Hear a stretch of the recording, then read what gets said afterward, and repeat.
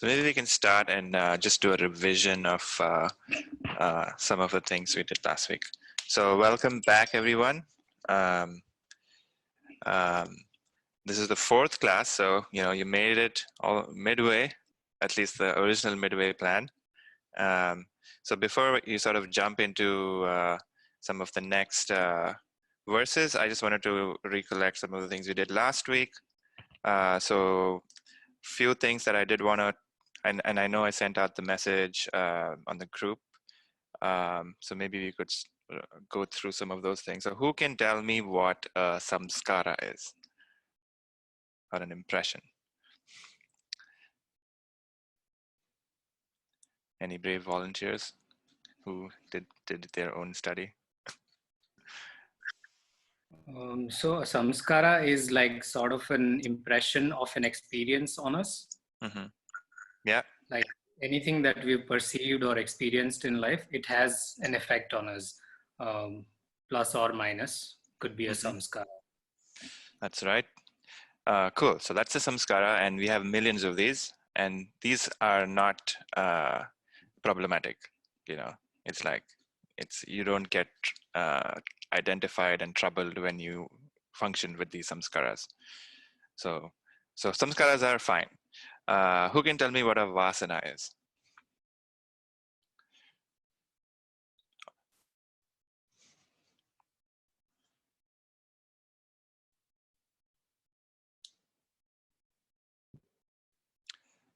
So any volunteers? No. So vasanas are a subset of samskaras, and they're usually built because when we are experiencing the impression or whatever it is, in that experience, we attribute to that experience joy producing or misery producing properties.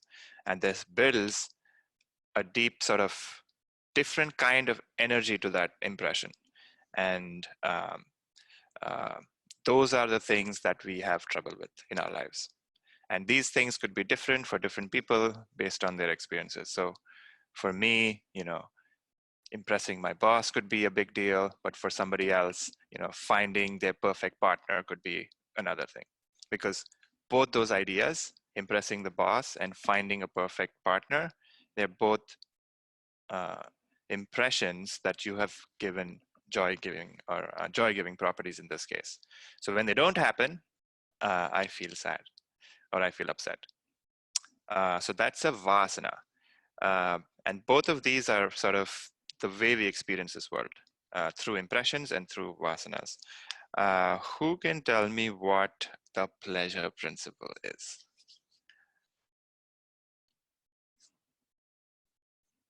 It's your like emotional associations to the vasanas in some way. Right, and it's not just vasanas; it's just objects in the world. Yeah. So,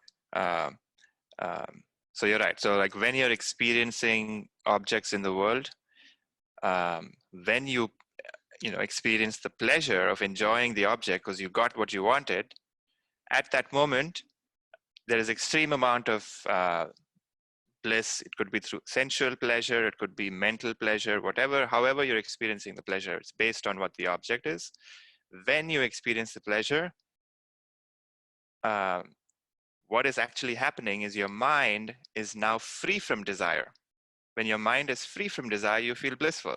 When your mind is full of desire, you feel miserable because you feel discontent, empty, and you need something else. So when you're experiencing the bliss of whatever you wanted, that moment your mind is extremely free from desire, and the bliss of the self is shining through in those moments. But what our mind tends to do in ignorance is attribute the bliss to the object, saying it's the object that made me feel really blissful. And what we're going to see, we're going to start to notice that, which is why it's so important in this work to be constantly aware, which is being conscious of what is going on. And by conscious, you're just noticing what is the state of my mind. And you can do that by, the practice of, subject-object discrimination, which is you're constantly turning your attention back to the subject and not to the object. Because in our ignorance, we are always looking at stuff outside. And this could, when I say look at stuff, it could mean objects in the physical world, but it could also be objects in the mental world. So even in looking at emotions or looking at thoughts are still looking at stuff. So we want to start looking at the thing that is doing the looking rather than what is being looked at. So the pleasure principle kind of tries to rewire or reshape how you experience every experience, which is whenever I experience bliss, the bliss of myself is shining through. So I'm actually enjoying myself whenever I feel blissful. And it's the object has just, I've just used the object to get into that state of mind. So that is the pleasure principle. And the next idea was veiling power and projecting power, which is, Vikshepa Shakti, Avarana Shakti and Vikshepa Shakti, which is the veiling. So in my ignorance, I don't know who I am. And because of that ignorance, I project all kinds of ideas of who I am. So in my ignorance, I don't know I am the blissful self. And in that ignorance, I project I am miserable, I am unhappy, I am not successful, I am successful, even good qualities, right? I am such an intelligent person. Even those are illusions and not true, because those are properties of the mind, not of you. So how do we get out of this cycle? Through subject-object discrimination, which is in our day-to-day, we are constantly going to be looking at who is it that is doing the looking. Whenever you find yourself triggered, or those are the moments actually where this doing this practice actually really helps, because in those moments, if you can remember to do this practice, you will see that even though things are appearing in front of you, I'm feeling extremely upset, I'm feeling extremely sad, they are still perceptions in your awareness. The person who is, or the thing that is witnessing all of it, is unchanged. And we will we will learn more about like how that process unfolds, but that's the practice, where you are always noticing that I am the subject at all moments. There's no point where I'm not the subject. It's just that in our ignorance, I think I am the things that I'm perceiving. And it could be very, based on how much we identify with things, I could be very happy or I could be very upset. And both those qualities are not true, because you're attributing qualities of stuff to you. Cool. So that's a good revision. So let's get into the book. And I plan to do more than 5 verses today. All right. So we are in, I think, verse 12. I'm going to share my screen. Share screen.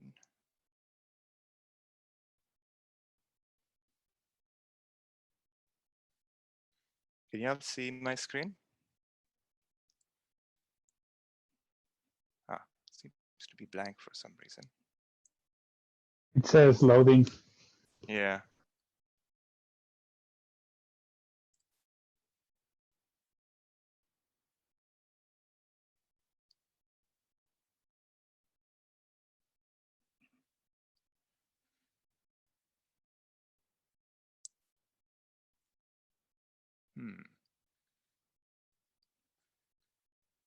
Having some technical difficulties. Okay, so maybe I don't need to present. I could just load the page. Okay, so who would like to volunteer for the English today? Anybody volunteers? I don't mind if no one else is. Okay, Jayesh, go for it. And who wants to do the Sanskrit? Do we have a braver volunteer who's going to read the Sanskrit? All right, if there's nobody, then I can do it. That's fine. Okay, so let's do the first 12. Panchi kritam abhuta sambhavam karma sanchitam shariram sukha dukkhanam bhogayata na muchyate. And the English? Determined for each individual by his own past actions and made of the five elements that have gone through the process of five-fold self-division and mutual combination, panchikarana, is born the gross body, the medium through which pleasure and pain are experienced, the tenement of experiences. Cool. So in this verse, we're getting into some of the mechanics of how the Vedanta defines our body. So in Vedanta, there are a lot of lists. There's a lot of like categories and so you'll see a lot of that. And this is one of the first categories that we're getting introduced to. So we're categorizing the body. What is it how do we experience the body? So the first way that we experience the body is the grossest form of the body, which is the physical body, right? And here they're saying that the physical body is made of the five elements. And what are those five elements? In Vedanta, we define the five elements as earth, fire, wind, water, and space. And you may look at those five elements and think that they are not elements. Like, if you're scientific, you'll be like, carbon is an element, or like, magnesium is an element. What the hell is earth, right? So Vedanta actually talks about these elements in the view of perception. So how do we perceive objects in this world? You can say that something is made of carbon, but that's not how we perceive it, right? And this becomes very easy to understand if you go into the dream state, or in the thought, or in the mind state. So you can think of a piece of wood, or some sort of a table. The way we perceive that table is the same way that we perceive a real physical table, through like the form of touch, through like seeing, through hearing the sound of a table, through maybe smelling the wood, or maybe licking the table. We don't really do that, but that's how we experience different objects in this world, through our senses. And so all these elements have a sense associated to them. So space, for example, is the element through which sound appears. Wind, if you blow blow wind on your hand, can you feel the sense of touch on it? So that's the element of touch. Fire is the element of sight. So without light, you cannot see anything. Earth is the element of smell.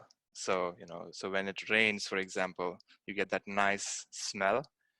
So that's like this element of smell. And water is the last element, and that's the element of taste. So without water, you can't taste anything. So that's kind of like how you want to think about these five elements. And it's going to become much more easier to understand once we move to the the mental state as well. But because of these five combinations of these different sense experiences, is born this entire world. So a table feels more physical than something which is more liquidy, like water, right? So it has more of a water element associated to it because it's more wet. But something which is like a more solid has more earth element associated to it. So because of those different combinations of these different elements, you can get infinite amount of things based on how much of each element they have. And through this physical body, so we're only talking about our physical body right now, right? So through this physical body, we experience physical pleasures and physical pain. So anytime you fall sick, the body is physically sick, right? So you can feel that physical sickness. Or if you feel pain because you're like tired, your body can feel that pain. So all the physical experiences and physical pains are experienced by this physical body. And So that's the gross body. So that's the first part. So in Vedanta, we classify the body into three parts. So the first is the gross body. The second is the subtle body, which is the subtler experiences of mind, which is, we have our dream world, we have our thought world where we can imagine things, like sitting, even when you're awake, you can think of a memory, or you can think of some idea you're thinking about, and that's experienced in a different space. So, so we call that the subtle body. And then there's a third body, which is the causal body, which you will get into. So I think the next verse, we're going to talk about what is the subtle body. So basically, that's what there are. There are three kinds of bodies: gross body, which is the outermost, and then there's a subtle body of inner experiences, of emotions, thoughts, and feelings, and then there's a inner more body, which is the causal body. So let's do the next verse.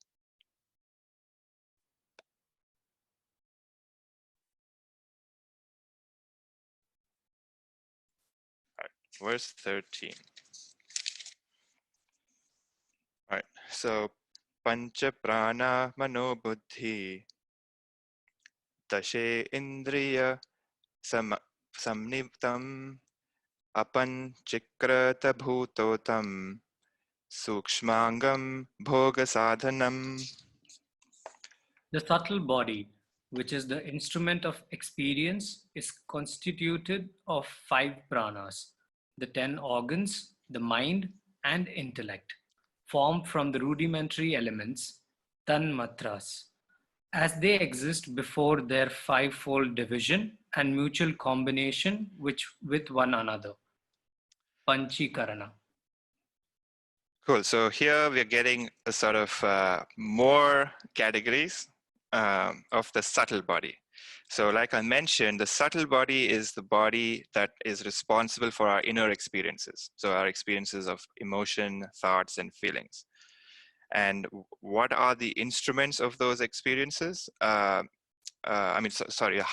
is the instrument of those inner experiences. So without the subtle body, we will not be able to feel emotions, or we would not be able to think. And what is it comprised of? So it's comprised of 5 prana. So we're introduced to this new term called prana, and most of the Western understanding of prana is that it's the breath, right? But it's actually not the breath. It's literally translates to vital energy. So there's different kinds of energies that exist within this subtle body, and I think we go a little bit into it in the commentary. But there's essentially 5 kinds of pranas. There is the first kind is called the prana, which is the life force, which controls the various activities of your senses. So when you are feeling very energetic, it's this prana which is activated, and when you're feeling very tired, it's that prana which is activated.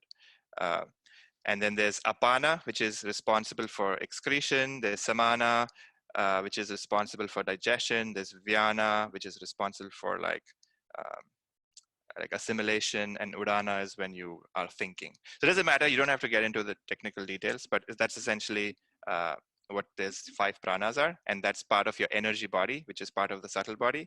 And then that says the 10 organs. So now you think of like, what are the 10 organs? So there's 5 organs of senses. So we have 5 sense organs, but then we also have 5 organs of action, which are hands, feet, speech, genitals, and excretion. So there's 5. So you can think of them as, the 5 sense organs are inputs. So information is going in, and then the 5 organs of action is like energy is going out. So how do I spend my energy? I can only spend my energy by like doing things. And the sense organs are giving me inputs about this world, and I'm using the other organs of action to perform actions in this world. And then we have the mind and the intellect. So here we have a distinction between the mind and the intellect. So mind here is that by which we feel emotions. So when I'm feeling fearful, the mind is being activated. If I'm feeling joy, mind is being activated.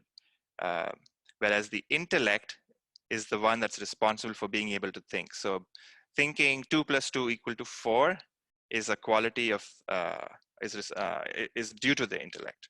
Or like consciously thinking of something from the past is the property of the intellect. Whereas the mind is mostly responsible for our emotional nature. Cool. So so again, the subtle body, has its own elements. So just like I said that, there's the elements here represent the elements of perception. So earth, fire, wind, water, and space. Because of that, we can see a table in our mind space. We can, create, a past, you can recollect a past memory of a certain person, right? Because of this ability to like create physical bodies. And it's all about perception, because perception is how we experience, everything. So we have this ability in our minds to create things, and that happens through these elements. Cool. So that's the subtle body. Any questions about this? You don't have to get to, this is just like, technical, and like if you're really interested, this is not necessary to like, remember all of this. But basically, I think the idea is to remember that we have a mental body and then we have a physical body. And the physical body experiences these physical objects, the mental body experiences our mental world. All of physical pain is and pleasure is limited to the physical body. All the mental pain and suffering and the pleasure is limited to the mental body. So the physical pain can cause a mental pain. So so for example, if you have a cut on your arm and it's hurting, so there's definitely a sensation, but then that sensation can cause a lot of mental agony if you can keep thinking about it. Or the opposite, which is the physical pain is gone, but now you're just remembering the pain through memory and feeling miserable or suffering. So they're both, can you get a sense of how there's a distinction, right? There's definitely physical sensations and physical experiences, but there are also mental experiences. And when we want to make that distinction, that there's two separate worlds that exist for us. Any questions about this? Okay. Next verse.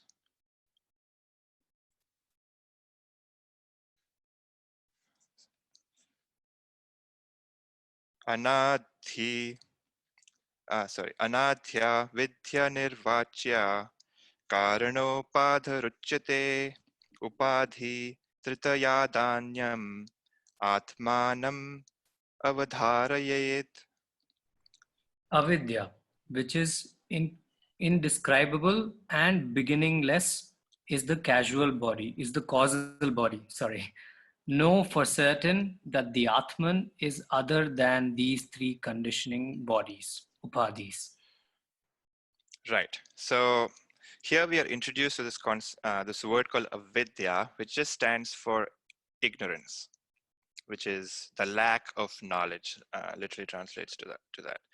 And here we are saying that it is indescribable. So when you say something is indescribable, it just means that you can describe something only when you know it. Like you cannot describe something that you don't know. So for example, if you've never eaten a mango, I keep thinking about mangoes because it's mango season, but if you've never eaten a mango, you can never describe what it is. And you never even know that you're missing out because you don't know what it is, right? So it's indescribable in that way. You can only describe things that you have experienced. So for example, I can tell you the self is blissful, but that's only an imagination, right? Like you cannot, like unless you know from direct experience, you can never really describe it. And that ignorance is beginningless, which means that there is no sense of time when I did not know, right? So the fact that I don't know something, so like I don't know what a mango tastes like there's no time when that ignorance started to was born. Like the ignorance has always been there, right? Like when can I point and say, at what point did I not know about the taste of the mango? It's like, no, it's since forever, because I've never tasted a mango. So that's what they mean by beginningless. But this ignorance can end. The moment I taste a mango, now I know the taste of a mango. So even though something is beginningless, it can have an end, because I experienced that, and now I know what it is. So when they say this is the causal body, it means that it's the cause of this entire subjective experience of this world. So all our happy joys, all our sorrows, all of them have the cause for all of them is this ignorance. And what is this ignorance? Ignorance of, you don't know who you are, the lack of the knowledge of the self.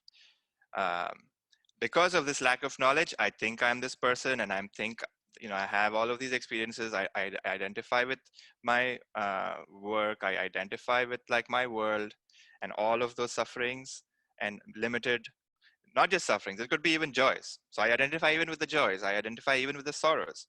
So that is my world. So I experience that world because of this ignorance. And so what is this ignorance causal body made out of? All of our vasanas. So for example, everybody sleeps, right? Everybody goes to sleep at night, and at some point they experience deep sleep, which is they're not even dreaming, they're just blank, right? And in that blank, you're experiencing nothing, because your mind is not available, right? Which is why when you wake up from deep sleep, you say, wow, that was the best sleep I've ever had, so peaceful, I was like a rock. So what has happened in that experience? It's your mind was completely shut down. You had no dreams, you were blacked out, but there was something there that was experiencing the nothingness too, because you were able to wake up the next day and say, oh, I had such a blissful sleep, because you can only remember what you experience, right? So just like I said, you cannot remember the taste of a mango if you've never experienced the taste of a mango. But you can remember if you had good sleep. If I ask you, did I have good sleep last night? You could never answer that question, because you don't know, you were not there. But if I ask you, wait, did you have good sleep? You can say yes, or you can say no, because you were there. Something was there. So in those moments of when you're having a deep sleep, you're perceiving nothing. So in your world, you forget even who you are. You're just like, I am, the self is sort of shining, but there's nothing there which is being perceived, because it's completely blank. It's a blank screen. All of the, your conditionings and stuff has been temporarily removed. And you're feeling very blissful, which is why a good sleep feels very good, because the mind is gone in those moments. But the problem is the mind returns when you wake up. And that's when you remember, I don't know if you have a feeling of like the first few moments of when you just wake up, you're just like, so nice. I had such a great sleep. And then you're just like, yeah. And then your mind starts to come back and you're like, oh shit, I need to do this project. I need to go do my laundry today. I need to like go do this, shop, and all your tasks and things start to come back, and you're just like, you're a mess again, right? But those few moments when you just start to wake up is pretty blissful. Like my teacher calls like this the snooze alarm bliss. I don't know if you've ever you have an alarm and then you wake up for like a few moments, and then you just feel so blissful. You're like, I will just sleep for 5 more minutes, and you just press the snooze. But in those moments, your mind is just about available. Like it's not fully active. Like you cannot solve problems in those moments, but your mind is just there. You're able to perceive that you're in your house, there's an alarm ringing, and you just want to switch it off. But in those moments, you can feel the bliss, right? Like it's just so good. And you're just like, maybe a little bit more, 5 more minutes, and then you press your snooze alarm. So that's the bliss of the self shining through in those moments. But in our mind is not available to perceive what is going on in those moments, because our mind is not there. So imagine there are two people who are sleeping, right? You're watching them sleep, and both of them are in deep sleep, right? They're both having possibly the very similar experience of like nothingness, right? They're both blank. So, who's available here? Ramya and Morgan. Two of them, are sleeping. Now, I know Ramya is in marketing. Morgan's like a fashion designer. So if you're sleeping, from the outside, if somebody has never met either of them, they will not know who the hell they are. They'll be like, okay, just two random people. But moment Ramya wakes up, she will continue to be a marketing person. And when Morgan wakes up, she will continue to be a fashion designer. And that's her world, because the causal body is still there, which is like her whole bundle of vasanas, and all of the impressions are still there. So Ramya doesn't wake up to become Morgan suddenly, and Morgan doesn't wake up to become Ramya, right? So the cause, your vasanas will still continue to make you do the things that you do. And that's the cause, which is why you wake up every morning and say, I need to go to work, because that's like your desire that you have. You want to work in this company, or you want to do this X project. Those are the desires that keep your world what it is. So the causal body will still be there within you, and that is the cause for your experience of this world.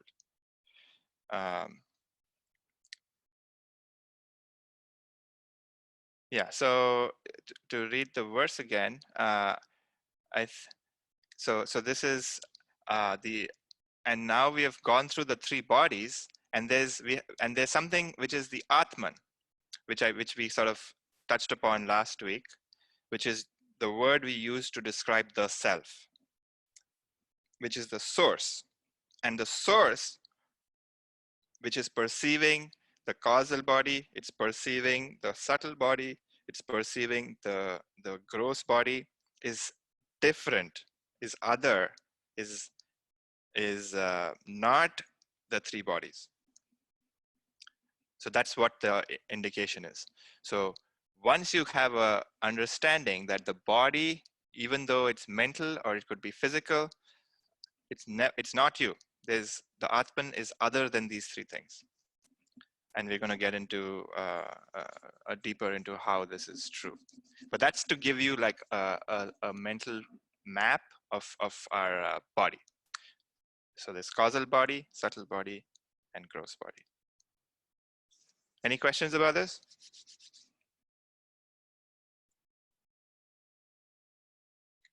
Okay. Feel free to interrupt me any point if you have questions. Let's go to verse 15. Causal body is the same as the inner body, right? What do you mean by inner body? You said gross body, subtler body, and inner body when you said it earlier. Yeah, causal body. Yeah, it's the bundle of vasanas.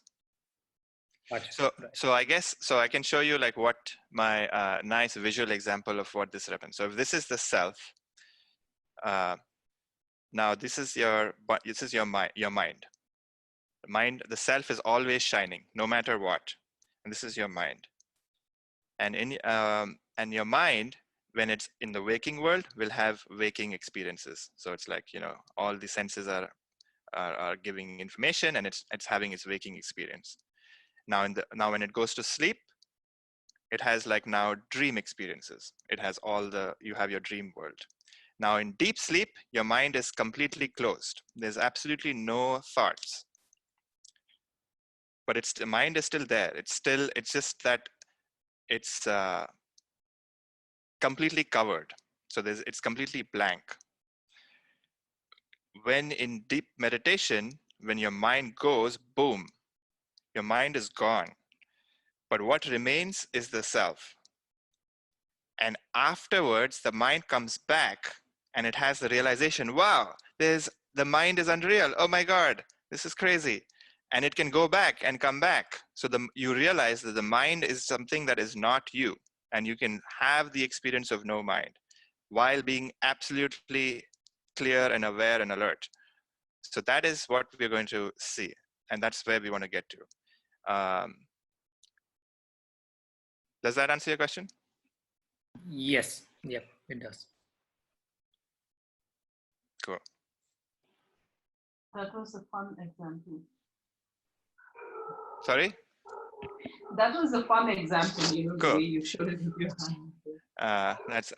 It's not my original example, unfortunately. But yeah, I like visual things. You know, it's very easy to understand Okay. visually. I'm a visual person, so yeah, that really helps me too.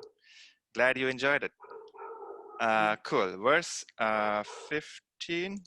Yes. Is it possible for the subtle body to exist without the other body?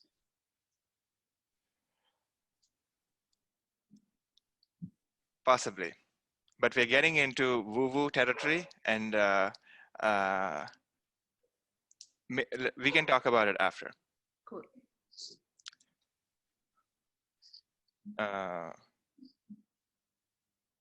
Cool. Any other questions? We move to the next verse.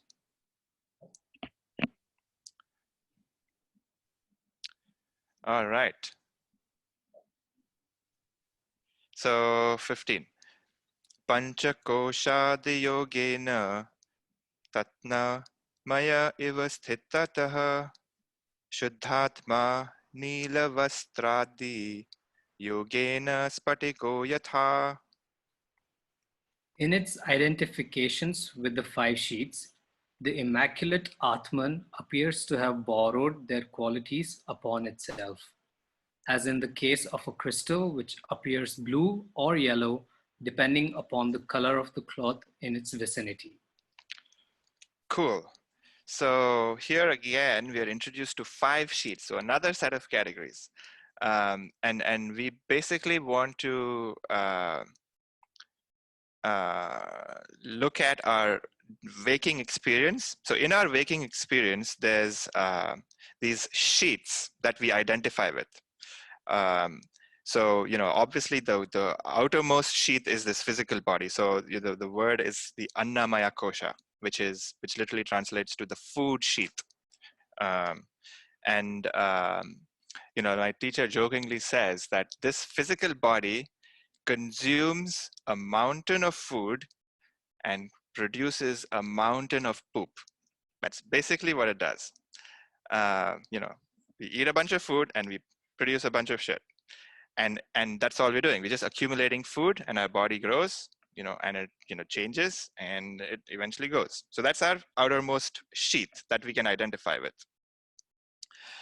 One level closer to that is the Pranamaya Kosha, which is the energy sheath. And you can be very identified with, I am energetic, I am feeling very weak, I have nothing, you know, I cannot do this task. So you're constantly thinking about how much energy you have in your body. And people can be stuck in this realm also, trying to be energetic all the time, right? Some of the, some of yogic practices is to activate energy, but that's only to break the sheath, which is once you are satisfied with your energy, move on. Don't keep, you know, don't keep lingering in the energetic world. And you know, you of course need energy to do certain things and, you know, all of that, but that's also still a sheath. You want to even go closer. Like, I'm not the energy either. Once you only think about things deeply when you don't have them, right? So for example, like if you're very poor, you may be thinking of money all the time. And you know, there's no, if you're extremely, like if you have no food, like that level of poverty, like, you know, they say like a beggar is constantly thinking of money because they have absolutely no money. But once you're a little satisfied, move on, right? Like, money is no longer an issue for you. So like, and because of our, you know, ideas and all of that, we still hold on to this sense of poverty. But once you're a little satisfied with it and you have a little of it, you can move on, because there's no point thinking about it and being fearful about it, because that's going to like block you from being able to look at and evolve and grow further, because there's a lot more to grow. There's like a huge, you know, the world is full of opportunities. There's a lot of things to do. So you can keep moving on. You don't have to keep worrying about stuff that you are no longer associated with. So vital energy sheath is another one of those things. You get a little more subtle. You get the mental sheath, which is my emotional nature, right? Like I want to be empathetic. I want to have physical connections with people, all of those things. But they're also objects in your perception. I can perceive that I'm sad right now. I can perceive I'm happy. I can perceive I'm fearful. So you're not that. You are that again. This is the same. It's trying to hammer the same idea that they are objects in your perception. So which is the psychological aspect of you. And then it's the intellectual sheath, which is the fourth sheath, which is the ability of the mind to solve problems, and you think you're very smart. You think you're stupid. All of those are also qualities of the mind. They are not you. You are the one that perceives that. So you want to like disidentify with that. So whenever you have the idea that I'm stupid, drop it. You're not stupid. The mind is stupid. In the moment, the mind was stupid. That's a quality of the mind which appears moment to moment. You could not solve something in that, and you made a fool of yourself. It was a momentary thing. It's not you. Drop it. There are moments when you do cool things, and there are moments you do stupid things. But both those things are not you. They are qualities of the intellect. So you're not that. Disidentify with that too. And then the last one is called the bliss sheath. And this is the most problematic I guess not most problematic, but it can get confusing, because once you get into the path of this work, you can feel very blissful too, constantly feeling blissful. And you can get a little addicted with that as well. So you want to break that as well. So you're not the bliss either. You are the one that perceives the bliss.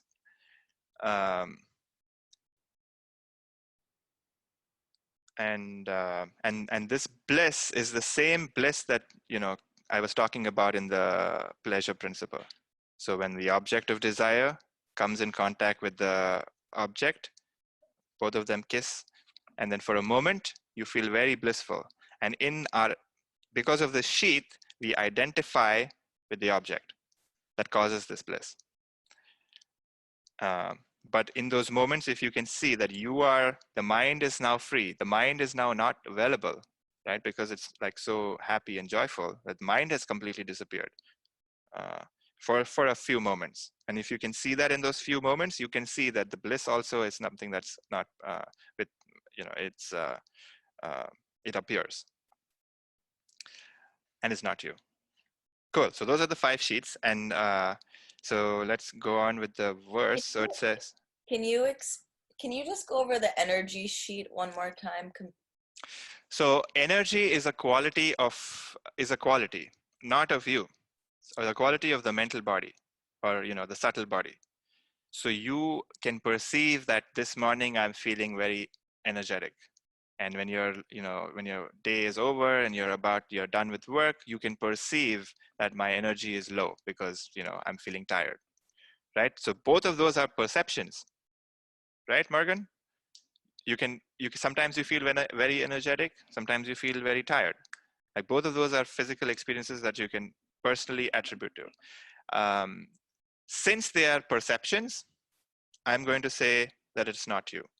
They are qualities of something else. They're qualities of this energy body or this mental body. Wait, but then the example of someone who's poor and they just can't stop thinking about money. Mm-hmm. I don't understand the association of that being an energy. I think I was just saying, once you realize, so somebody who is very, very low energy, so you have to be of a certain kind of a person to get into this work, which is being a little like fairly physically okay. Like if you're constantly thinking about like how your body is like broken, then your mind is always going to be in the gross. Okay. So you want to be satisfied to some degree, not 100%, but like you have some green signals in life and some red lights and green lights in life, and you've seen some successes and you've seen some failures, right? So like now you've sort of experienced the world to some degree, and now you've come to a place where you're able to see that, like I'm not always looking to be 100% energetic all the time, because I know I'm not that, and that's impossible because that's a quality of the body. So we want to come to that place, and here this verse is giving you that idea that all of those things are qualities of not you, something else, the mental body, the physical body. Got it. Okay, thank you. Yeah, good question. And I'm sorry, can you say I missed the this is Jenny. I missed the third sheath. You talked about food, prana, intellect, and bliss. Not Right. So one. the third one was the emotional sheath, so the mental sheath. So being able to perceive emotions. So And there's then the intellect was the next one. intellectual is the fourth, yeah, and then the last one is the bliss, fifth one. Can you talk a little bit about the emotional one? You didn't say anything. So the emotional one is about being able to perceive emotions. So you can say emotions arise in me. I can, I feel joyful when X happens, or I feel fearful when X happens. I feel sense of what are some other emotions? Fear when I something reminds me of some fear, right? So those are also perceptions. And what we want to see, we want to always, this work is constantly hammering the idea that you are the subject at all times, and objects, even though they appear, not to deny any fear, not to deny any joy, they are appearance in your awareness, but they are not you. So let them pass through. They are all just like, every object in our experience is limited, and they're going to exist for a while, and then they're going to go away. So even an emotion like fear, even emotion like extreme elation, they're also temporary. You feel extreme joy when like something that you really wanted comes true, but how long does that joy last? Right? It eventually goes away. So they are not qualities of you. So what this is hammering is, if something is temporary, it is not you. And you will soon see that the entire world is temporary. So it's not you. Does that answer your question, Jennifer? It does. Thank you. Cool. Hi, Puneet. This is Rohit. I just had one question. Sure. So in this path to the self, are these 5 sheets like hierarchical structure that we have to learn to go through each one of these sheets in order to reach the self, or is there like a specific order that we go through these, that we go through the body, then go one level deeper, or is that? It is not necessary. You can abandon all right now if you want to. It's just that some people have more stuff that they are still holding on to. So if you can immediately grasp the subtlety of this, of the self, like you either see it or you don't, right? It's like kind of like that. And it obviously, like there is a process that you kind of go through with the outermost and you keep getting closer. So yes, there is a process, but it's not necessary. If your mind is subtle enough, you can drop it right here, right now. Okay. But if you are, if you're a person who's extremely identified with the body, then yes, that's where you want to begin, because then that's the most intense, what's the word? Intense attachments are in that body. But as you get like thinner and thinner, if you can let go of the body, then you can focus on the on the energy. If you're not so attached to the energy, it's mostly like, I think the mental body where all of our problems are. The physical body is sort of easier to let go of. But yeah, every person is different. Like there's no like one answer fits all. Okay. You will know. Like Yeah. you have deep intelligence in you, and that intelligence will start to give you some ideas on what needs to happen for you. Okay, thank you. Cool. So the next part of this verse talks about quick how. question. Sure. Short question. I'm so sorry for interrupting. No. Please ask questions. It's just you said that the causal body is basically comprised of all the vasanas, and this is sort of what the gross body is made up of. Is that how it is? What is this here? Sorry, the 5 sheets that you're speaking of. So this is more like on a tangible level, the things that make up. Yeah, I mean, this is slightly tangential to the bodies so much. It's like sort of, it's all 3 of them. So technically the bliss sheath is part of the causal body. So we're getting a little technical here. It doesn't really matter. Okay. That's okay. Let's move on. Yeah. But just to understand that, there are these like, the core is bliss, and then there's intellect, and then there's my mental sheath, and there's energetic sheath, and then there's the gross body. And the self is right in the center. So you have to dissolve all of those. You can go inside out, or you can go inside in, or you can do one at a time, doesn't matter. Okay. But the idea is that you have to drop the identifications with all of them. Okay. Cool. But don't feel sorry about asking questions. Like, I don't want you to get that idea. Any other question?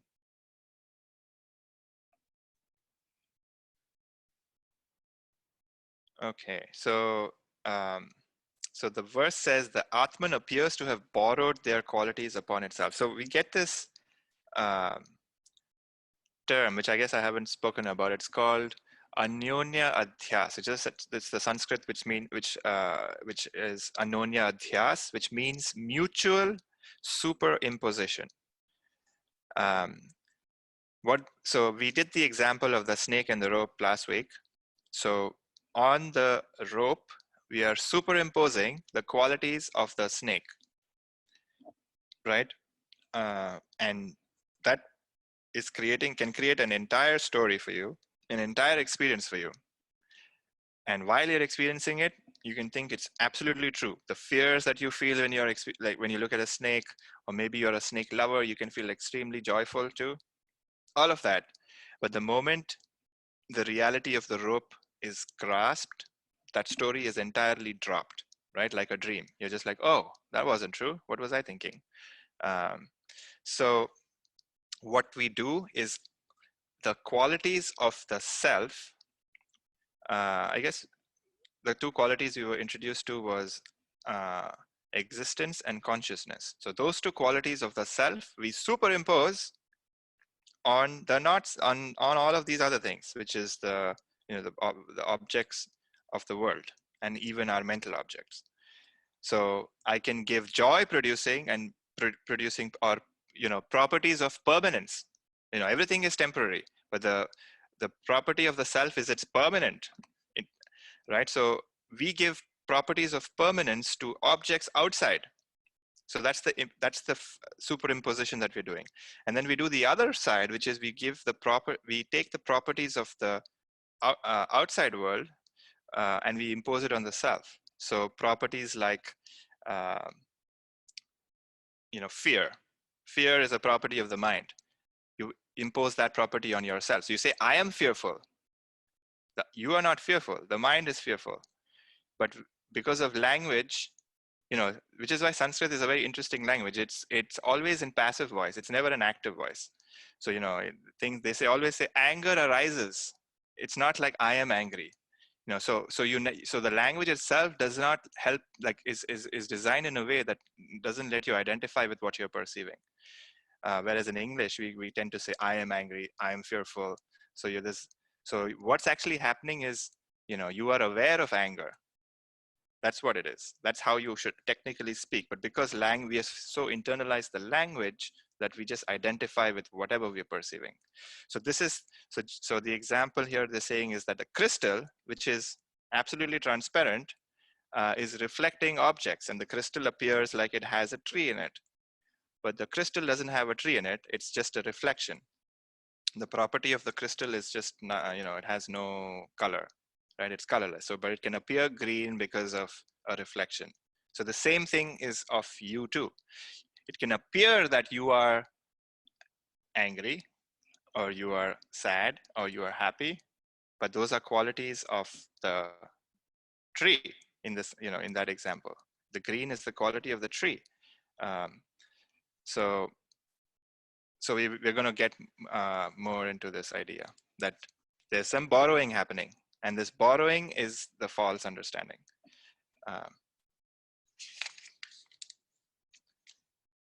Cool. So let's go to the next verse.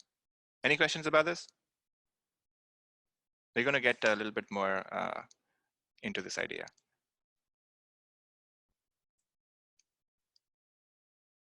Okay, verse 16.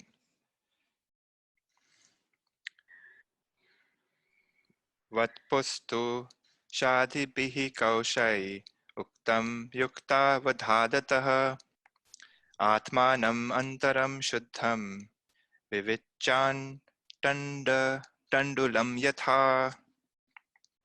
Through discriminative self-analysis and logical thinking, one should separate the pure self within from the sheaths, as one separates the rice from the husk, bran, and so on, that are covering it. Cool. So we are getting this practice here. So what is the practice? Discriminative self-analysis. So this is the subject-object discrimination that we are to do, not only in the meditation, but in the world as well, which is we are constantly seeing that we are not the things that is being perceived. So the example that they say is, separating rice from husk, but I think a more like, it's very easy to separate an apple from an orange, right? You're like, okay, if I give you a basket full of apples and oranges and I say, put apples in one basket, put oranges in the other, you'll easily be able to do it, because it's so gross, the difference. But let's say I say you should separate mandarins, which are smaller oranges with like navel oranges or something, which is like bigger oranges. Kind of harder, but still possible. They both look orange. They both have the similar shape, but the size of it is slightly different. You can still do it. But let's say I ask you to separate basmati rice with regular rice, right? Much smaller. So basmati rice is rice which is much longer, and regular American rice or whatever is like much shorter. So if you have a bag full of two and I want you to separate it, you'll have to look at it very closely and separate it out. Still possible because it's still slightly different. But let's say I want you to separate dehusked basmati rice with husked basmati rice. That could be a little harder. Which is so you will require a lot more attention. So what this idea that's being shared here is that as you get closer to the intellectual sheath, it gets much more attention is needed to being able to say I'm not that's being perceived, because all of our identifications are mostly in the intellectual sheath, which is our relationships, our idea of that I am this person, I am related to this person, I am, I believe in these ideas. Those are all ideas in the intellectual sheath. And they're just so subtle that it's very hard to even notice that that's happening. So we want to get extremely conscious. Like we want to build our faculty of being aware at all moments, not only in our meditation. So meditation is a way to practice that we're building our sense of awareness, and then we're going to take that awareness and apply it in our day-to-day. Because in our day-to-day is where most of our problems exist. So in the day-to-day, you're going to see that whenever I get triggered, or even being able to detect that I'm triggered, our natural tendency is to just flow with the energy, right? I'm triggered, and now there's a lot of physical sensations and energy associated to that trigger, and I just tend to flow with it, and I tend to do things from that energy. But instead, can you see that, oh, anger has arisen, or I am feeling anger has produced energy in me. I'm seeing energy, right? So like trying to get that discrimination and trying to see that you're always the subject to all that is being perceived. And this requires a huge amount of attention, energy, and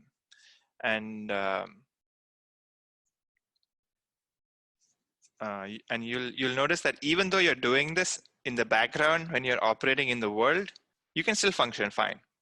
It's just that we tend to think that we need to think a lot all the time to be able to solve problems and do stuff. But no, we are actually thinking of mostly nonsense, which is reliving stuff from the past and thinking about the future, which is not really solving anything in front of us. So this allows us to stop that cycle of like thinking about old stuff or thinking about the future. So that's the practice of this discriminative self-analysis and logical thinking. And logically, you'll start to notice that, oh, I'm actually not what is being perceived. I'm not really. Logically, it will make sense. But what we're going to get to is we're going to get to a direct experience, which is I am always the self, shining all the time, like the sun, shining on the trees indiscriminately, right? Like it doesn't differentiate between a small tree or a big tree. It just shines. So if you're experiencing joy, the same self is shining and illumining the joy. If you're experiencing suffering, the same self is shining and experiencing the suffering. The intensity of the experience can vary, and that's what the superimposition happens. So if it's an extremely intense feeling, you may identify with it more. If it's a subtle feeling, you may not identify with it. But we are always doing the superimposition, which is I'm imposing the qualities of the stuff onto me, or I'm imposing the qualities of joy, bliss, peace, and existence onto stuff. The stuff has no qualities really. So that's the process. I have a question. Sure. So when you talk about this discriminative self-analysis, in the process of analyzing or applying logic, then are you not engaging with one of the sheets of the intellect or the mind in that process itself? Yep. So in the beginning of class, I used an example of lighting a fire. So we are lighting a fire in your mind, and we are using a stick. And the analogy is, the wood of your, the mind, which is made of wood, are all the other ideas that you have. And you're given a new stick, and you're going to say, use this stick to light this other fire. So this stick, the self-discrimination of subject-object discrimination, is the only stick that you need. Everything else is you're going to burn. So you're going to start to burn all of the other stuff. You're going to light the fire. Once the fire grows big enough and you feel very confident, you can even drop the stick into the fire. That's the process. So very good question. So the doubt is, aren't you using the mind again? Yes, we're using the mind again, but we're using the mind to get out of the mind. So we're giving you some ideas to wake up from this mind. So basically at the end, so how do you drop that? Are you able to identify which part of your sheath or how you're engaging with that sheath, and then that allows you to disconnect from it, or how do you then? It doesn't matter. So the sheaths and stuff is just a way to like intellectually satisfy you. But if you just look at the experience of stuff, it's always the subject and the object. If you just understand that principle, that everything is an object, including emotions, including thoughts, including physical objects, they're all objects in our experience. They have the same property. They appear, they exist for a while, and they're gone. So if you understand that, and if you understand the subject-object principle, then it doesn't matter what it is. You don't have to think about, oh, I'm feeling an emotion. Is this in the emotional sheath or is this in the intellectual sheath? Because that doesn't matter. It's just intellectually satisfying for you to like be satisfied for a bit, but then after that, you got to move on. Don't be hung up on the concepts. Cool. Yeah. And we're being introduced to a lot of concepts. So, it'll take a while for those concepts to assimilate, but once you assimilate those concepts, it doesn't matter. They're just ways to like, we are all hungry for knowledge because our mind we want to figure it out. We're like, I need to figure this out. I need to solve, but it's unfigureoutable because like you're saying, all of the stuff appears in the mind. All of our thoughts are in the mind, and so the mind can never know the Atman. And there's actually a verse which is coming up, which we'll talk about it. But that's the idea, that you cannot use the mind to figure it out. You have to drop the mind. Okay, let's do the next verse. We have about 10 minutes left. Cool. Verse 17. Sada sarvagatopyatma na sarvatra vabhasate buddha veva vabhaseta swacheshu pratibimbavat. The Atman does not shine in everything, although it is all-pervading. It manifests only in the inner equipment, the intellect, buddhi, just as the reflection in a clean mirror. So yes, so there's in most Advaita Vedanta students, there will be a doubt. And this is one of the doubts, which is, if the self is shining all the time, why can't I perceive it? And that is a true statement, that the self is shining all the time. When are you not you? You're always you. That is so again, the direct experience of the self is who looks at the phone. I am looking at the phone. So that is a direct experience of the self. That's the direct experience of the Atman. I am looking, or I am knowing. I know 2 + 2 is equal to 5. That's the direct experience. So Atman is always on. So why is it that I don't perceive it? That's the question. And the problem is because we haven't seen it in its purest form, which is we have seen it with stuff. We have only, so the example is, I'm trying to see an image of my face, a reflection of my face. I can look at a cup and try to see a reflection, but it's not, it's not going to show me my face, right? Like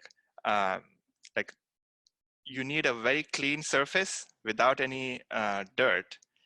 And there I can see a clear reflection of my face.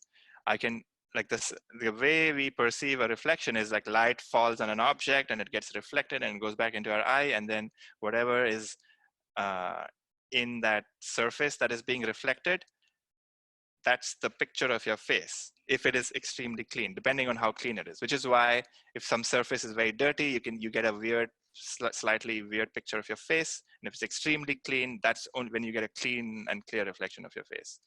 So here the mirror being your mind. Right now your mind is impure in the sense there's too many thoughts flying by. So you can't see it. But moment you drop thoughts, the mind sort of stabilizes, becomes clear, the clouds kind of pass away, then you can see the self. Ah, there it is. There it's shining. In its glory, you can see it. So that's the problem. The problem is our mind is too active. And so, the example I gave with the visual example. So our mind is constantly like this. Is it this? Is it that? Is the self like this? Is the self like that? You'll never figure it out, because the problem is the mind is the one that has to go. So if you're constantly trying to think and say, is the self like this? I'm going to try to figure the self out. That's the mind being active. All you have to do is just sit back and watch. The mind will keep going. It'll keep going. At some point, the mind will lose energy. It'll lose energy. It'll become slower, slower, slower, slower. Boom, gone. That's when the self sees itself in its clearest form. So and then the mind comes back, because again, this is also a temporary experience, the experience of no mind. The mind comes back, and this intellect has the realization that, whoa, this I am unreal, or I am not always there. I am this movable thing. So that's the implication of this verse, that it only manifests clearly when the mind is not there.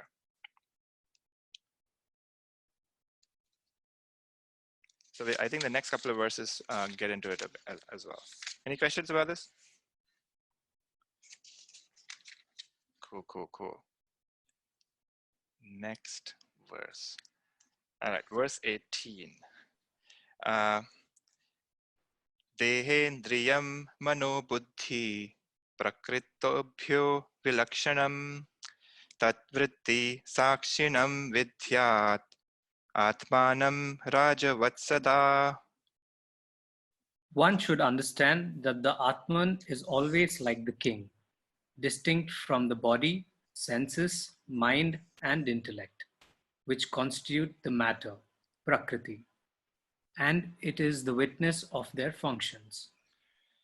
Nice. So here again, we're getting this, understanding that the Atman is separate from the body, the senses, the mind, the intellect. And these are basically all the sheets that we're kind of talking about, that there's a body, there's a sense sheet, which is like our ability to like feel emotions. There's a mind. Sorry, the sense is like the ability to like get input from all of the different senses that we have. The mind is like the ability to feel emotions, and the intellect, the ability to think. They're all doing stuff, and they all have their own nature. So what is the nature of a body? Can someone tell me? And by nature I mean, so when you say the nature of water is to be wet. The nature of fire is to be hot. The nature of I guess those two examples I can think of. But so there is a nature of the body. So who can tell me what the nature of a body is?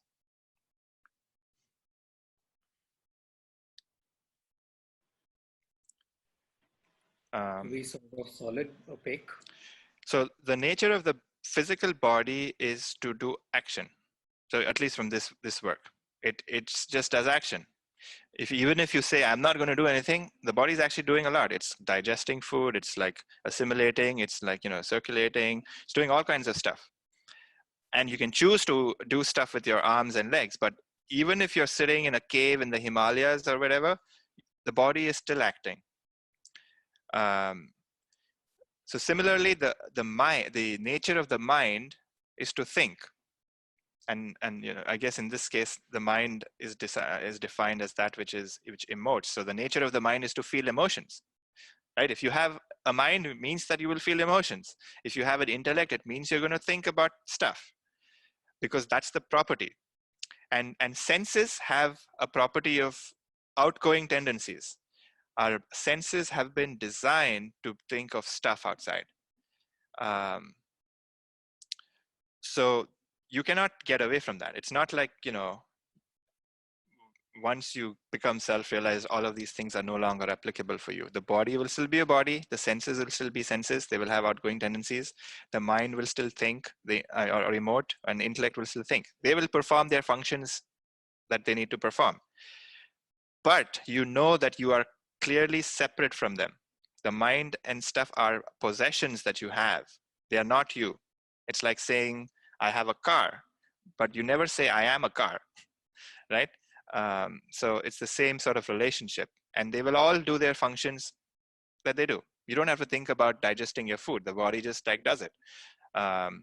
So there's this deep intelligence, and it's due to the that we'll actually get to in a couple of next verses, is because of the deep intelligence of the Atman, which is, and because of the spark of that, everything else performs its functions. But this verse is basically saying that the Atman is the king. It's the center. It's the one that's controlling everything else. So if you're like an emperor or a queen, Queen of England, you sit in your palace, and everybody does its functions, but you are none of them. You are you give them power, but they give you nothing in that sense. Like you are the one responsible. That's without you they would not function. So that's sort of the analogy here, and it's always a witness to all of it. Information is coming. I know my mind is trying to solve this problem. I know that my body is feeling a little itchy on my back. Like those are all sort of things that I'm perceiving.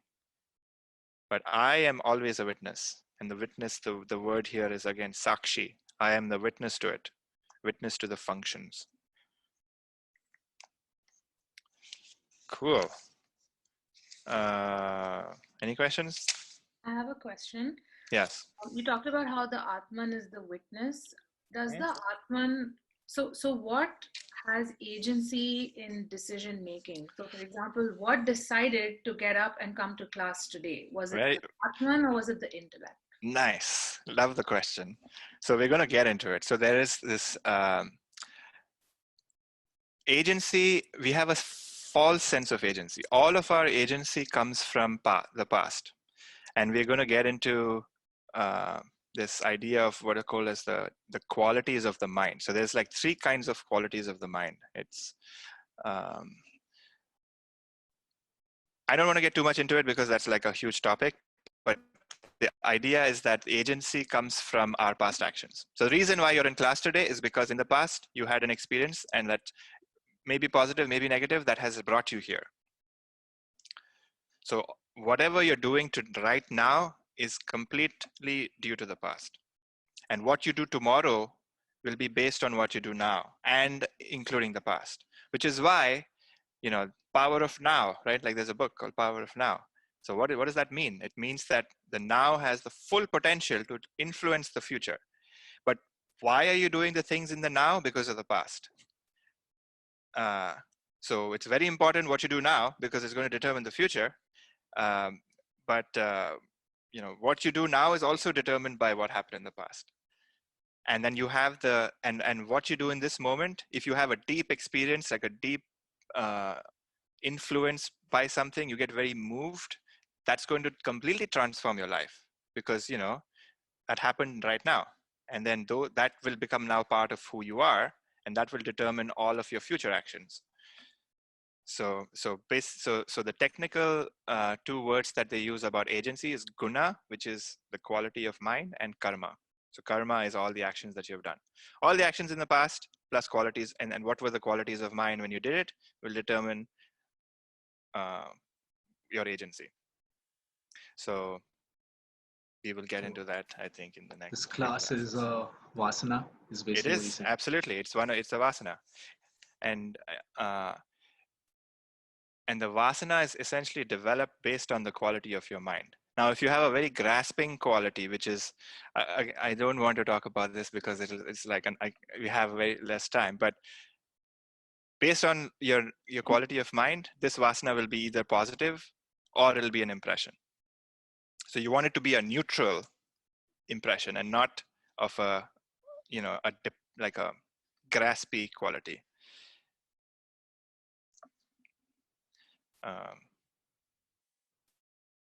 But you're right, it is a vasana to some degree. But it's a good vasana because it'll destroy other vasanas. And finally, you will destroy this vasana as well. That's the idea. You want to destroy all vasanas, not only the positive and negative. Everybody wants to get rid of the stuff that they don't like. It's like, oh, I think I'm a miserable person. I want to get rid of that idea. But yeah, I want to hold on to the fact that I'm a very intelligent person, right? But we also have to get rid of that because they are the 2 sides of the same coin. Somebody calls you extremely handsome or beautiful. That I love. But somebody says you're an idiot. That I don't like. So you can't have both.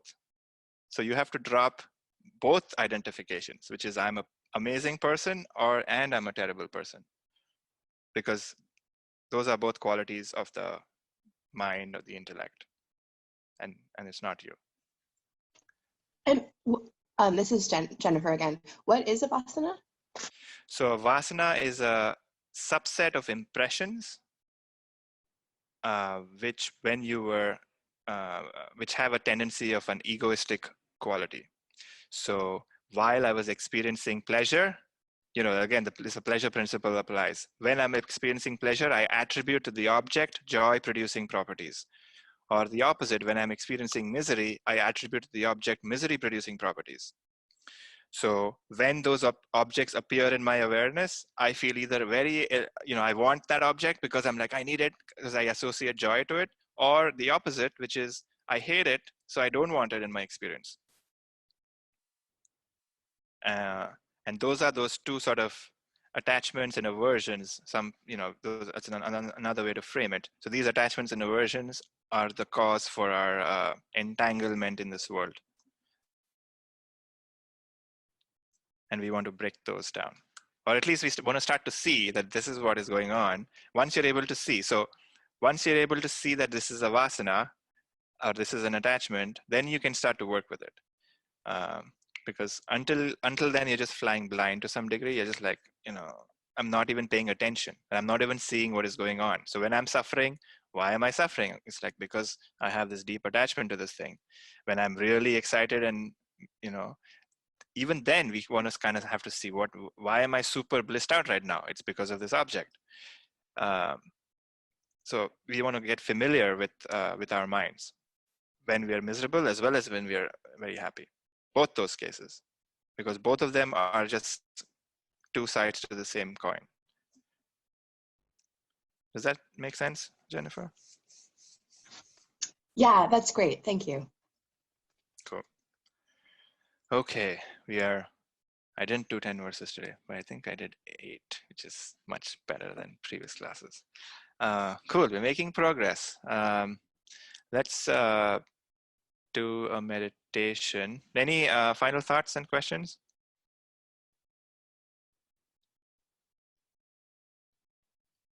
Okay.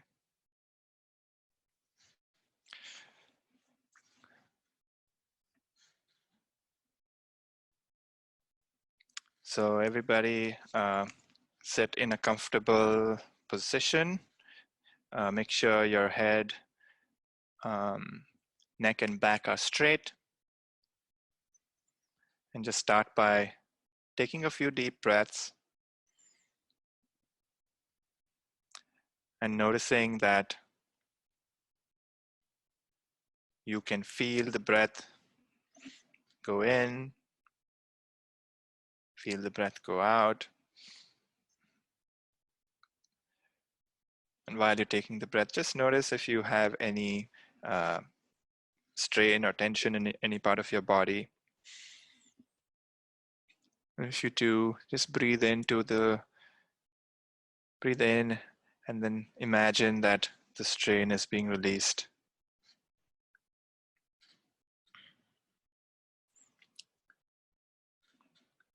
You're going to use this time to develop your faculty of just being aware, of remembering that you are the witness. You want to make this a deep vasana, a deep impression actually, not really a vasana, that you are a witness. You're witnessing thoughts. Thoughts are going by.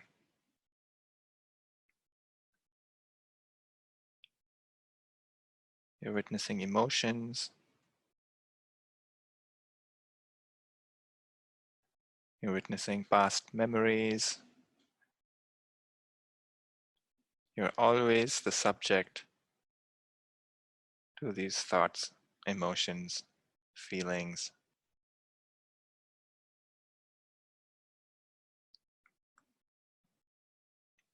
And try to see if you can introvert your attention and just get a sense of what is it or who is it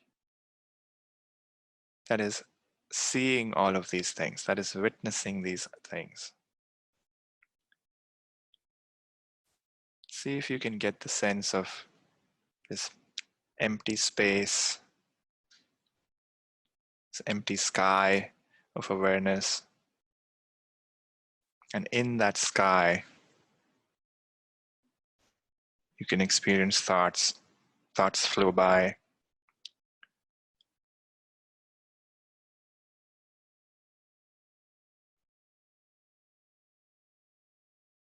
But that sense of space in the sky is always there in the background. Never really notice it.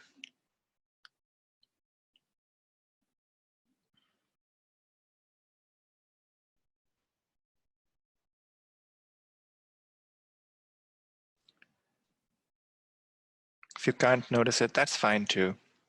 Just keep, if your mind is too cloudy, just too many thoughts, just notice them go by. You're just sitting, watching them without getting involved.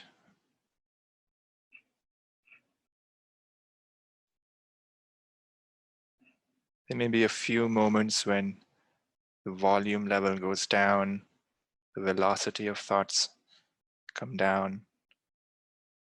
There may be a small gap, and there's just nothing. In those moments, we want to just keep noticing the subject, sense of, deep sense of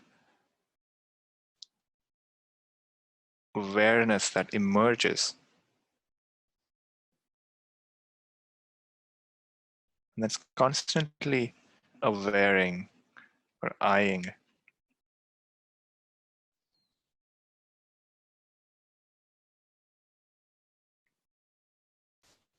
And that's you.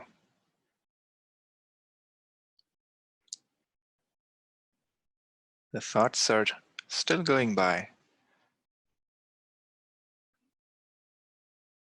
but the subject that's illuminating it, your awareness in the space, in the sky, that's always the context of all the thoughts. Thoughts are in this space of consciousness or space of awareness. You want to just get familiar with that space. That space never goes away. It's always there. All of our emotions, thoughts are in this space. There's English phrases for it. It's called mind space.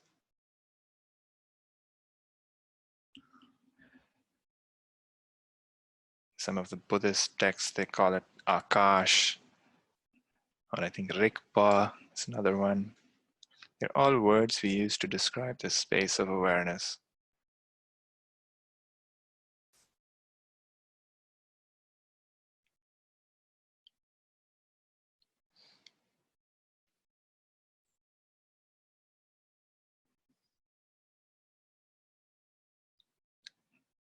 So keep turning your attention to the subject, noticing that objects exist, but there's always this subject.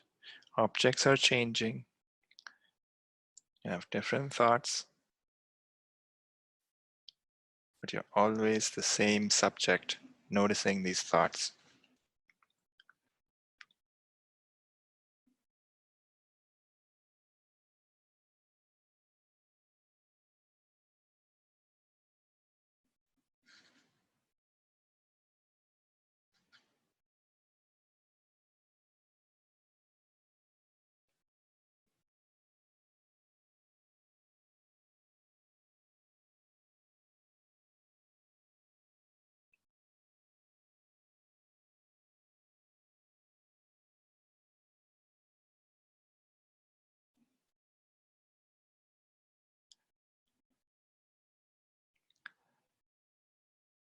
If you find yourself lost in thought, just remind yourself that you're the subject. The moment you do that, our investment in the thoughts immediately falls. And we come back to the place and the position of being a witness. We want to keep moving this attention from stuff to the source of awareness, to the subject.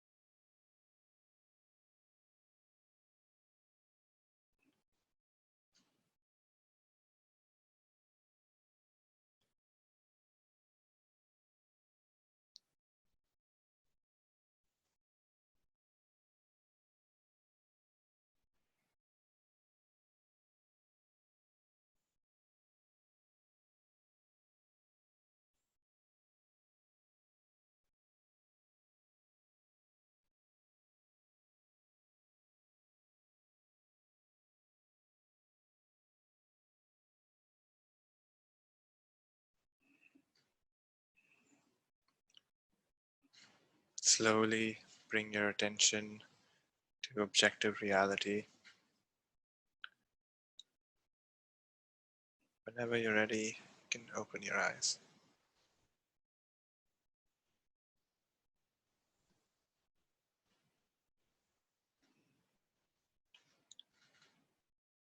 Cool. To end this class, we will do a chant like last week.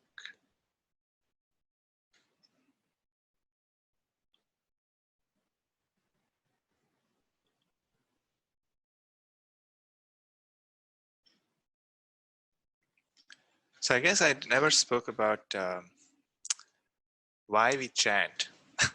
Like I think, so most of these sounds are raw sounds. So we have like 3 raw sounds that our body makes, which do not involve any tongue, which is ah, oo, and e. So they are like raw sounds, and when these raw sounds are made, our entire body vibrates.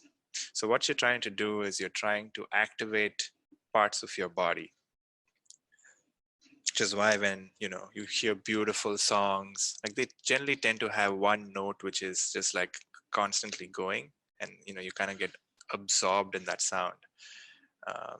So these sort of chants are obviously have a poetic sort of nature to it, which your mind kind of goes to that idea, but also the sound itself has properties of just activating parts of your body and basically becoming more conscious. You want to become more and more conscious. There's you have a conscious nature and a subconscious and an unconscious nature, and this work is going to bring up things from your unconscious and make them conscious. And a lot of stuff is stored in our bodies, so we want to activate parts of our body too. So and chanting is fun. So cool. So let's do this one. Can everyone see my screen? Awesome. So I know I did this last time, but if you don't know the tune, I'm going to say the first line, and then you can choose to join me in the second line, and we'll do each line twice.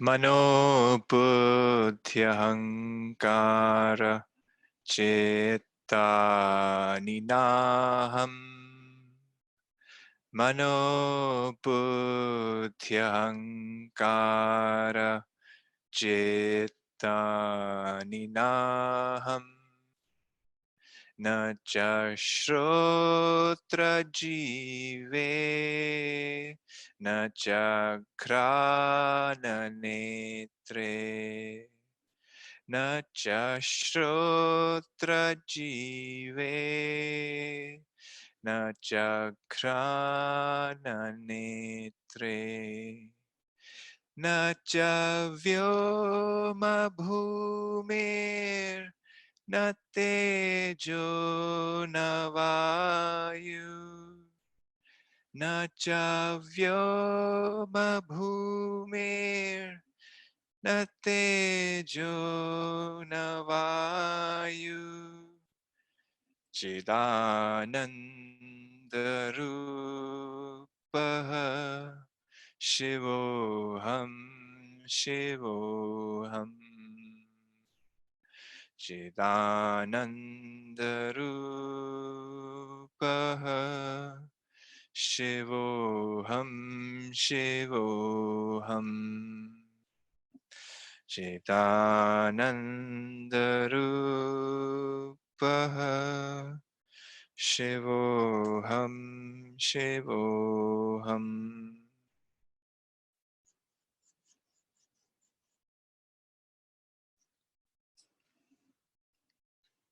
Thank you all.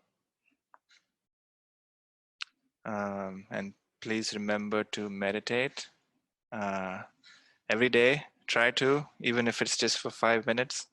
And during your day-to-day, remember to practice the subject-object discrimination. It will change your world, because that's what we want to do. We want to be free ourselves, and then we can think about what we want to do in this world. So continue to practice and continue to do your self-study, read the commentary, because that's also, give you a different perspective, different view in looking at the same ideas. Wrestle with these ideas yourself, and then meditate, because that's important. And I can, hang out here for some questions and stuff, but that's the end of the class. If anyone has any questions and want to hang out and chat, happy to do that. Thanks, Puneet. Thanks, Thank you, everyone. Thanks. Thank you, Puneet. Thank you. Thanks, Puneet.